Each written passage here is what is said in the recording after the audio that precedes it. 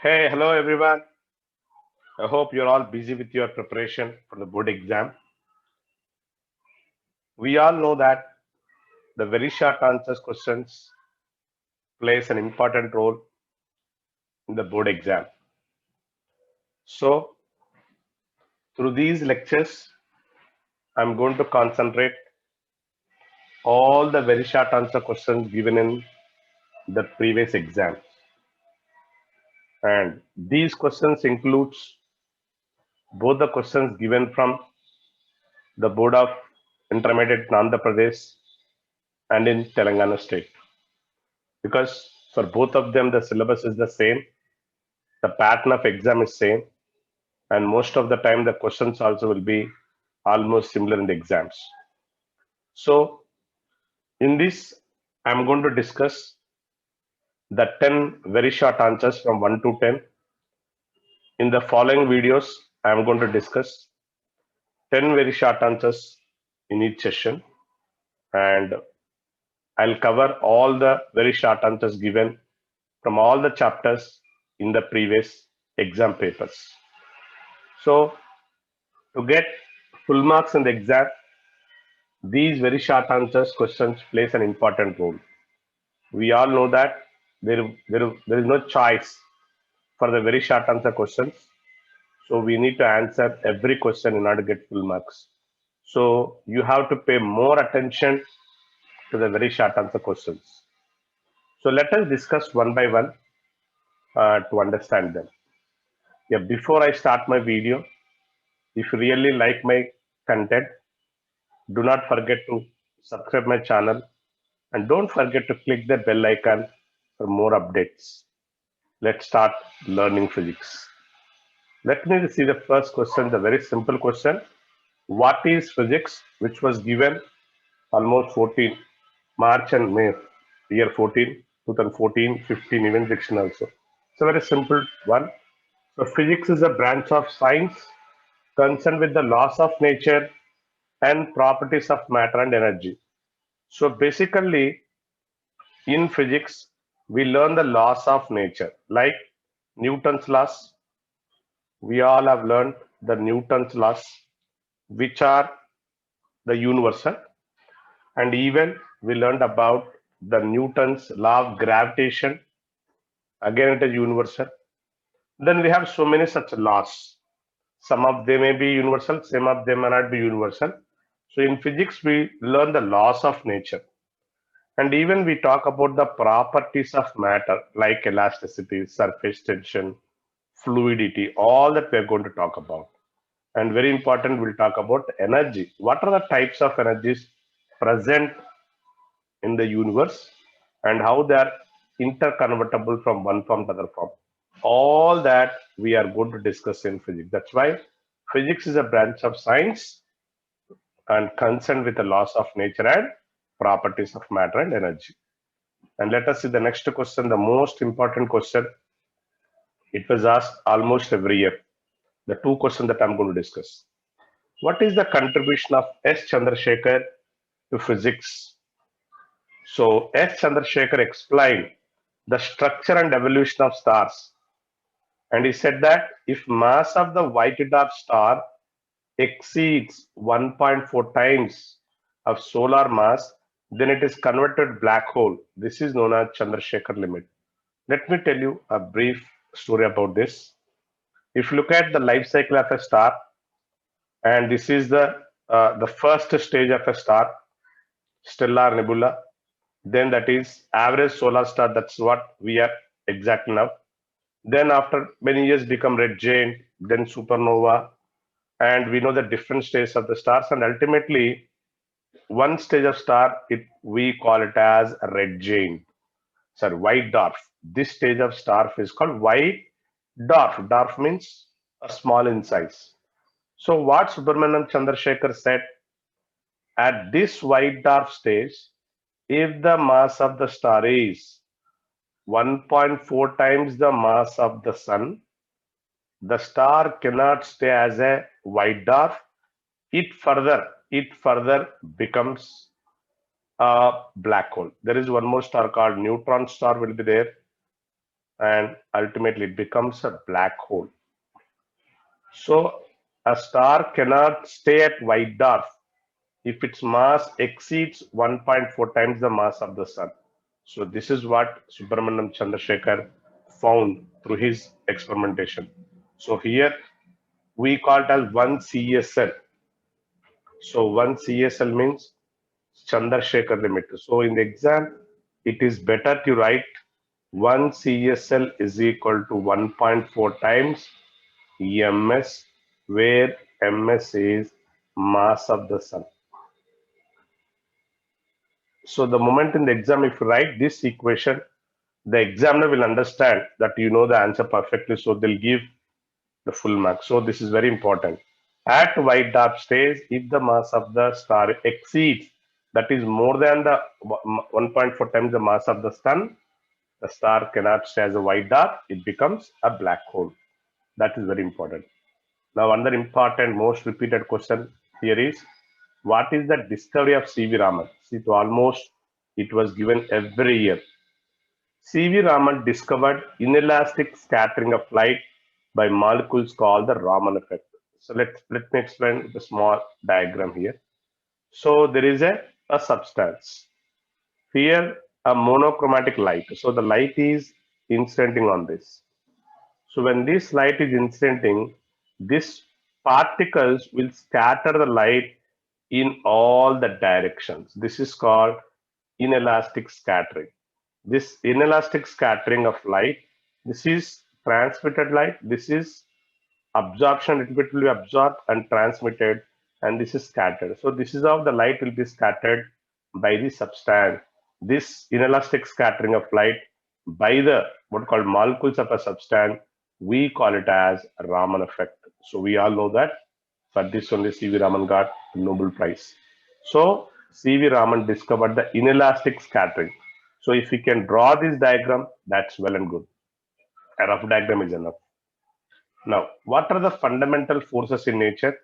It was given in 2018 in Telangana state paper. Let us see. We all know that there are four fundamental forces in the universe. The first one is the gravitational force. See, this is the gravitational force. How the apple falls because of gravitational force. So, next one, electromagnetic force. The force that acts between electron, that acts between magnets, and because of that only this electrical magnetic fields are produced. So, electromagnetic force. The strong nuclear force. See, this is the strong nuclear force. The forces that operate between the nucleons, all that. And the last one is called weak nuclear forces. So these are the four fundamental forces in the universe: gravitational force, electromagnetic force, weak nuclear, and strong nuclear. So all the forces that we discuss in physics, they falls under these four categories only. Now let's move on to the next one. Distinguish between fundamental units and derived units. We all know that there are two types of physical quantities: fundamental quantities and derived quantities. The fundamental quantities are those quantities which cannot be expressed in terms of other quantities. They are nothing but basic. There are 9 fundamental quantities in physics. Similarly, the quantities which can be derived, they are called expressed, or which can be expressed in terms of other physical quantities are called derived. See, for example, mass, length, temperature, they are fundamental. Force, power, energy are derived. So what are fundamental units? The units of fundamental quantities are called fundamental unit. For example, I said meter, kilogram, second. Meter is the unit of length. Kilogram is the unit of mass, which is fundamental. Second is the unit of time. Again, it's a fundamental quantity. Then the units are derived physical quantities are called derived units. So while writing the exam, it is always better to keep a heading. So if you can keep the heading and write these things, so you'll get better marks. So instead of writing like this, so here better keep one heading like fundamental units. Under this, if you write this definition, that looks good. So this is how the, if you can present in this way, similarly here you put one more heading, the derived units, then write the definition, write the examples, definitely that looks good and you'll better marks. Yes. Let's go to the next show. So derived units are nothing but the units are derived quantities. Example, as I said, Newton is the unit of force. Erg is the unit of, again, what called a force. Sorry, Joule and erg are the units of energy. Newton is the unit of force. And this is again a very important question. It was given many times. Distinguish between accuracy and precision. What is accuracy and what is precision? See, when we measure the dimensions of any a physical quantity, so when we measure something, that measured value may be more than the actual value or less than the actual value. So we say we always get error. Error means measured value minus true value. For example, the length of the pen is 10 centimeter, but when that is called a true value. When I measure with the scale, I got 10.1 centimeter. That means I'm getting more than the actual value. So I got some error. If somebody else measures the same length, he may get 9.9. Again, there is an error. So error is nothing but the difference between measured value and true value. So what is accuracy? When can you say that your reading is accurate? When you can say there is a precision in the readings? So again, I suggest keep the heading here and here. So what is meant by accuracy? The closeness of measured value with the true value is accuracy. As I said, let's take example again. If the length of the pen is 10 centimeter and I got 10.1 centimeter, somebody got 10.5 centimeter. So I can say that my value is more accurate when compared to his other person's value. Why? Because 10.1 is very close to 10 when compared to 10.4. So it is more accurate. How close? You can write like this. How close the measured value to the true value is nothing but accuracy. And what about the precision? Precision tells us to what limit or resolution of quality is measured. The quantity, resolution of quantity measure, not quality. This is quantity measured, quantity. See, precision is like this. Suppose I measured a value of particular pen, as I said, I got 10.1, again 10.2, third time I got 10.1, again 10.2. Somebody measured the same length, he got 10.2, 10.6, 10.4, 9.3 like this. See, here we say that these measured values are very close to each other. So for this reading, there is a precision.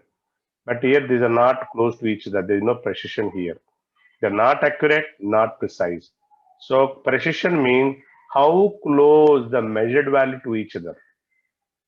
I repeat, how close the measured values to each other. And how close the measured value to the true value is called accuracy. Now, just to understand more effectively, we have a small diagram.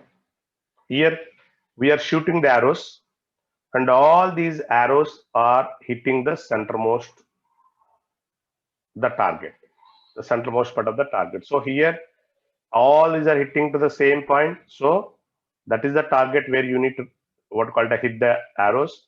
So they are accurate as well as precise. Now look at the second diagram. All of them are not hitting at the same central part, but they are hitting it very near to each other. So there is a precision, but there is no accuracy. Why? Because all of them are side by side, but they're not accurate. They're not hitting exactly the center part. In this case, they neither hit at the same point are not near to each other. So no accuracy and no precision. So this is how we can understand what is precision and what is accuracy. Let's see the next question. How can systematic errors be minimized or eliminated? As I said, when we are measuring a physical quantity, we get error. Error is nothing but true value minus measured value. So systematic errors can be minimized by improving experimental techniques. That means when you are taking readings, take the readings in proper light or put this what called instrument exactly in front of your eyes so that you can minimize the parallax error and like that. So by minimizing the experimental technique, we can minimize these errors. And even by selecting better instruments, sometimes when you're using a devices like screw gauge or Vernier calipers, they may have errors because of over usage. So if you can take a better instrument, then also you can minimize the errors. And as I said, removing the personal bias as far as possible. So personal bias is nothing but the carelessness while taking the reading. So if we can follow all these techniques, yes, systematic errors can be minimized. Then, why do we have different units for the same physical quantity? Yes, that's an important thing. See, if we want to measure different quantities, so for example, there is an example given here. So in physics, we deal with wide range of measurements of physical quantity. For example, length vary from nucleus size 10 power minus 15, 14 meters to the extent of the observed universe 10 power 26 meter. Hence, we have different units for the same physical quantity. So that means just like, see, if we use the units like millimeter, centimeter, meter, kilometer, even astronomical unit, light year, all these are units of length only. Why we are using so many? Why we are using millimeter, centimeter, meter, kilometer? For example, I want to find out the length of a pen. I use centimeters because the length of the pen will be in centimeter. If I want to find the distance between two cities, I don't express in centimeter, I'll express in kilometers. That will be more convenient. If I want to express the distance between two stars, I don't use kilometers, I use light years. See, same length I'm expressing sometimes in centimeter, in kilometers, in light years. So that will be more convenient for us because there is so much of variation. The smallest thing is the nuclear size, the biggest thing is the size of the universe. So when you have so much of variation in the dimensions, I cannot use the same unit for the all the measurement. It will not be convenient. So we have different units. Next one, what is our express the atomic mass unit in kilogram? So what is meant by atomic mass unit? One unified atomic mass unit is nothing but 1 by 12th of mass of an atom of carbon 12 isotope. That means, or simply we say that 1 by 12th of mass of carbon 612 atom, that is called as 1 AMU. So simply 1 AMU is equal to 1 by 12th of carbon 612 atom. This is nothing but atomic mass unit. And what is that value found to be? 1 AMU is found to be 1.67, we can write, or 1.66, that's not a problem, into 10 power minus 27 kilogram. Remember, this is the lowest, the unit of mass. AMU is the lowest unit of mass. So what is 1 AMU? Atomic mass unit, nothing but 1 by 12th of carbon 612. Why? Because the mass of carbon 612 is exactly 12. So 1 by 12th is actually 1 only. So this is what AMU means. Now let us say a problem. The error in the measurement of radius of a sphere is 1%. What is the error in the measurement of volume? So let us do this problem. So here we know that volume of the sphere is 4 by 3 pi r cube. Here 4 by 3 is a constant. Simply volume directly proportional to r cube. So if you apply derivative, we can get this, or directly we can write the formula. That's not a problem. So delta V by V into 100 is equal to 3 times delta R by R into 100. This is the relation between the error in volume and the error in the radius. So it is given that the error in the measurement of radius is 1%. So delta V by V into 100 is 3 into this total is given as 1%. So the answer is 3%. So the percentage error in the measurement of the volume is 3%. So I hope you all followed the 10 short answers which I explained in this video. Let us see the another 10 questions in the coming video. Thanks for listening and happy physics learning.